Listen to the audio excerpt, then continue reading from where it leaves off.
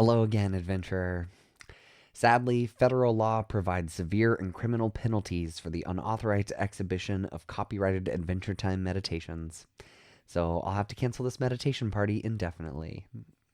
But for real, this is as good a time as any to say again that this project is completely unofficial and I do not own nor am affiliated with Adventure Time or Cartoon Network in any way. And this is just a fan project, which I hope can introduce people to the show or to meditation. Or if you're already familiar with them, then to deepen your love and connection to them. And if I could hand you all a custom made drink just for you to thank you for spending this time with me, I would. But since I can't, I encourage you to find a time to treat yourself to a thimble of milk. Beyond my ambivalent feelings about authority and its rules, I delight in this episode.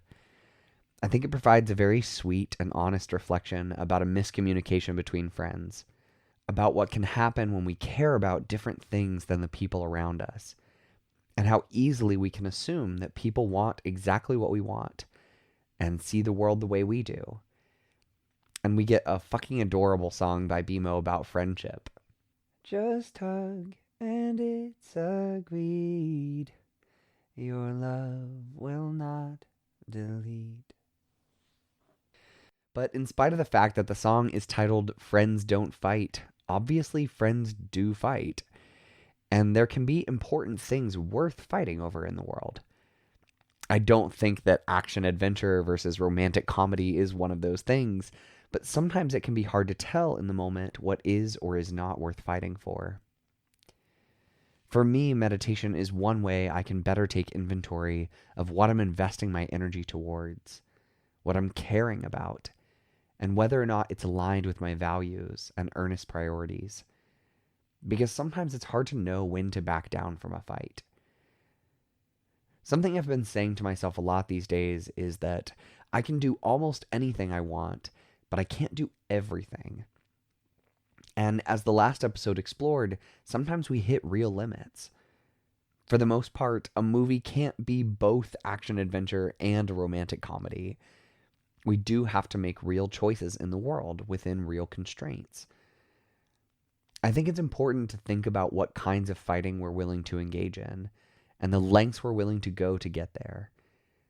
I also think it's important to set down combative postures whenever possible, which I think on a collective level is something we as humans really need more practice with.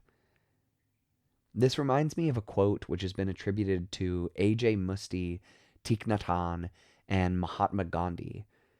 Quote, "There is no way to peace. Peace is the way." The ends do not justify the means. The way we act in the world shapes the world into what it is, what it will be. Or as one of my local activist friends once asked, and it still rings loudly in my ears, how can we expect equitable outcomes if we don't engage in equitable processes? All of these are reflections on what it takes to imagine a world of peace. And so I'd like to conclude with another quote, which has resonated with me for a half decade or so. It comes from a letter from one peace activist, Thomas Merton, to another, Jim Forrest, who was exhausted, dispirited, and weary from the continued violence in Vietnam. Forrest's words still tragically resonate today.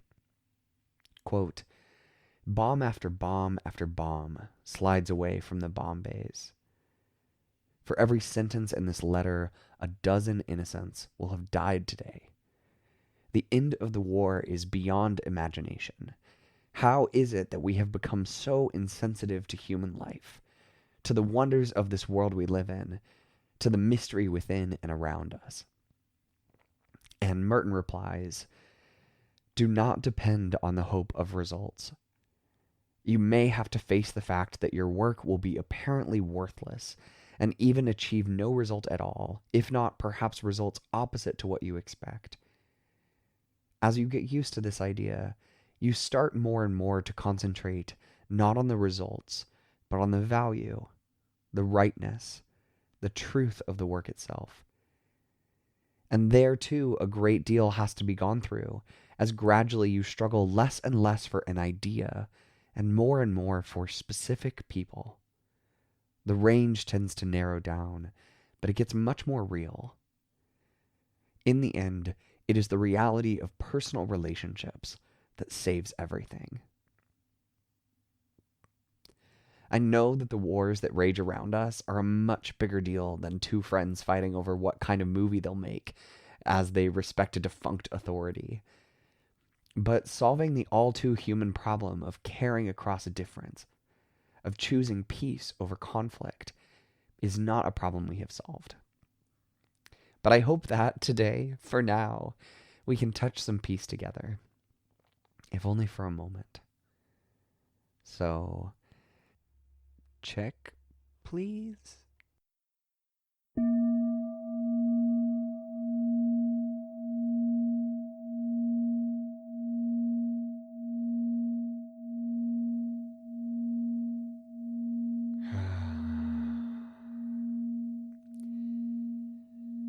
So, here at the beginning, as you begin to gather and settle, I want to offer the same reminder that if anything is ever too much, it is okay to put this down and walk away. This practice can be challenging, this practice of meditation, of encountering ourselves, but it shouldn't be so dysregulating. It shouldn't leave you feeling unmanageable and more scattered. In our world right now, there are wars raging on. Outside of us, inside of us, large and small. And from within this context, it can be hard to make sense of things. It can be hard to care, to keep caring about circumstances that feel as though they may never change. These machines of war fueled by ideology and capital and other systems of power are much older than any of the people alive today. And yet, they carry through. These stories shape how we see the world, how we see ourselves and each other, and so we continue to live into them.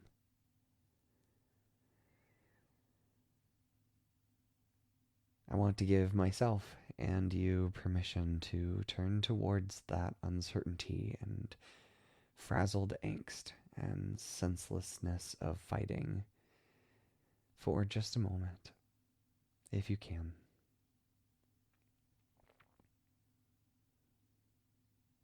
The particulars may be large or small. You may think about actual wars, or you may think about interpersonal conflict, or you may think about conflicts within yourself. Maybe you think chaotically about all three.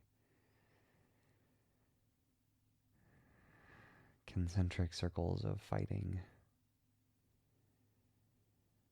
And I encourage you to get curious for just 1 second more about where you feel this tension. Maybe in the form of internal audible thoughts, or some tightness, some bracing in your throat, in your chest, around your heart, at your brow. That's okay. Can you allow that tension to be there for just a bit, as a testament to your continued care, your heartfelt desire for a better world, one of more care and less fighting?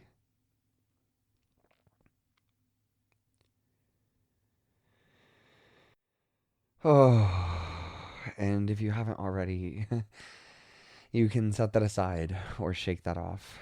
It is intense and hard to turn towards difficulty, but most of the time when we settle into practice, there's some amount of this friction that follows us into it anyway. And rather than trying to clear our minds or steady our bodies, giving ourselves permission for the tension that is actually present, the friction that we feel to be with us, is a way we can actually expand capacity for being with it. But being with it doesn't make it less dizzying. It doesn't mean we get answers for the senselessness of the violence that we can't control, for the parts of ourselves that become defensive and oppositional and territorial instead of warm and welcoming and curious.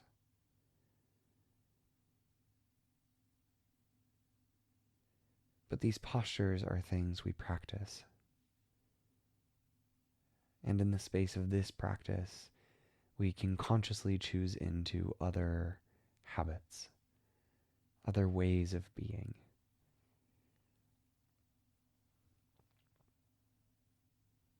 And so, in spite of the fact that there is so much in the world and in your life that does not make sense, that I cannot give you answers for,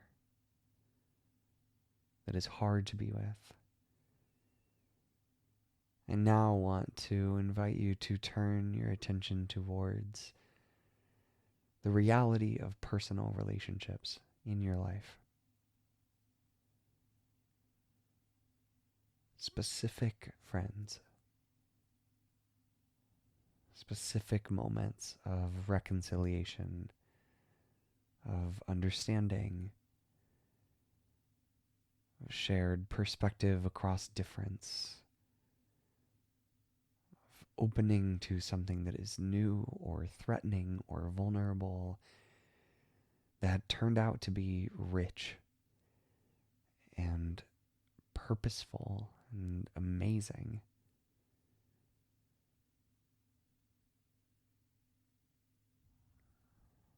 No matter who you are or where you find yourself,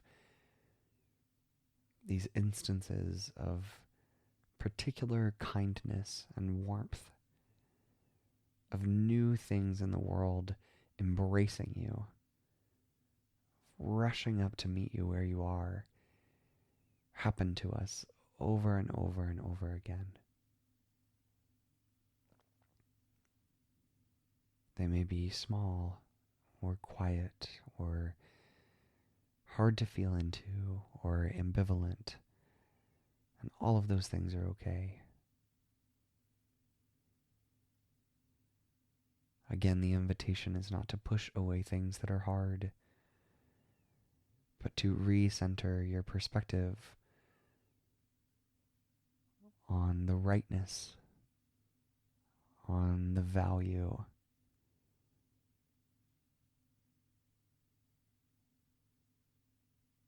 not of ideas you are committed to in some abstract sense, but in an embodied way, in real time,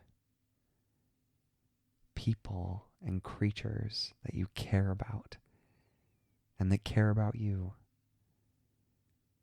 that offer you support and understanding and grace and forgiveness in big or small ways.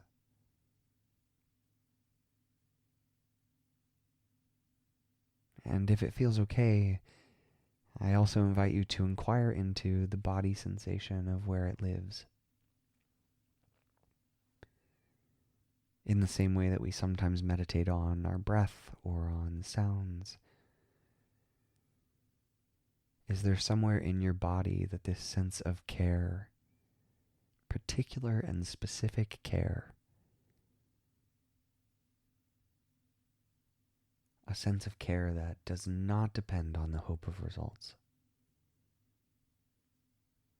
that focuses less and less on an idea and more on specific people?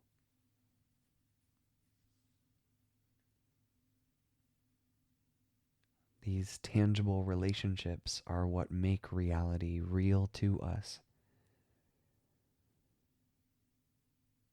The network of care is a beautiful metaphor, but it's also an embodied thing.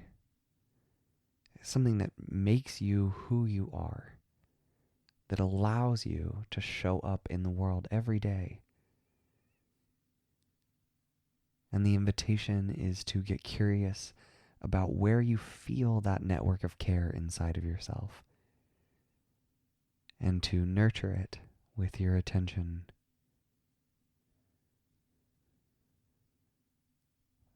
Of course, it's complicated and it's warbly. Other thoughts come up about times where you couldn't reconcile, or specific people who annoy you or piss you off, and that's okay.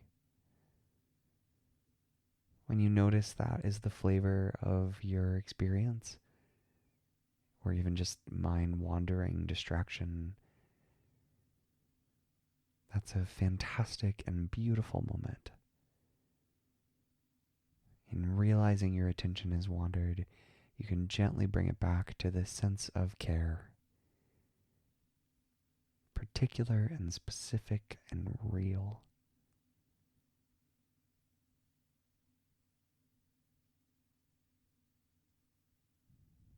Bona fide moments of embodied love, compassion, generosity, support, whatever it is.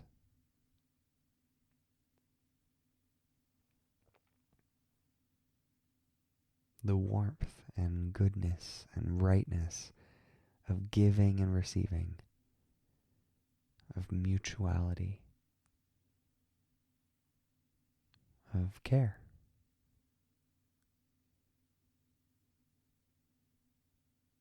And for a final moment or two, really allowing yourself to lean into this network, to feel its security, the places where your trust in the care that you give and receive has carried you through, amidst so much else that is uncertain and hard to see.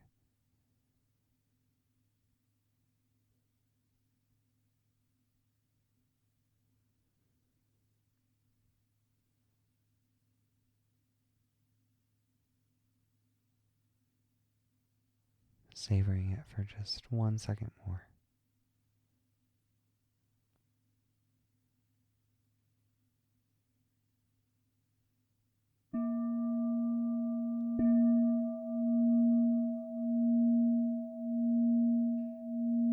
Great work. And for anything that feels good, I invite you to savor it, to tuck it somewhere soft inside of you and carry it with you through your day. And anything that feels bad or icky or weird or ready to be let go of can be shaken off and left behind and put back on the shelf. I'm grateful for you for continuing to take this time to turn your attention to care. I've said it so many times, I think, in big and small ways, but it is not easy to care.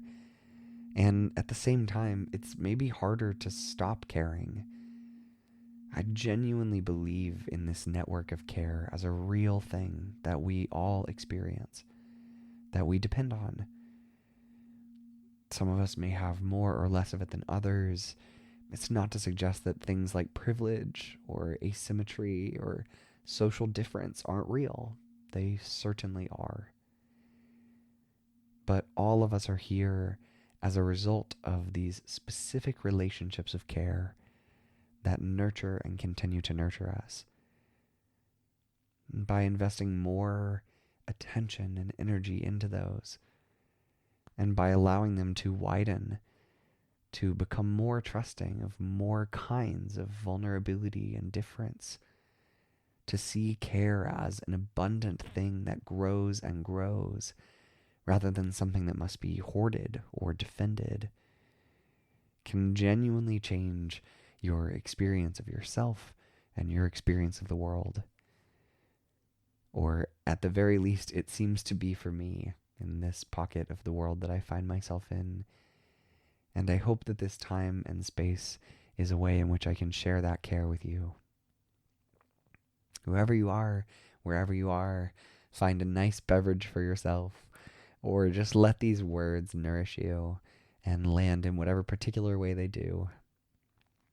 As always, I invite you to savor the things that resonate, and if anything I said feels unaligned or wrong or stupid, great. Listen to and trust that too. I hope you can continue moving throughout your day with a genuine sense of trust in your own relationship to care, which starts with knowing and trusting your own sense of self, your own felt sense of what care is and is not. So thank you for sharing this time with me. Thank you for holding this time for yourself. And I look forward to being with you again soon.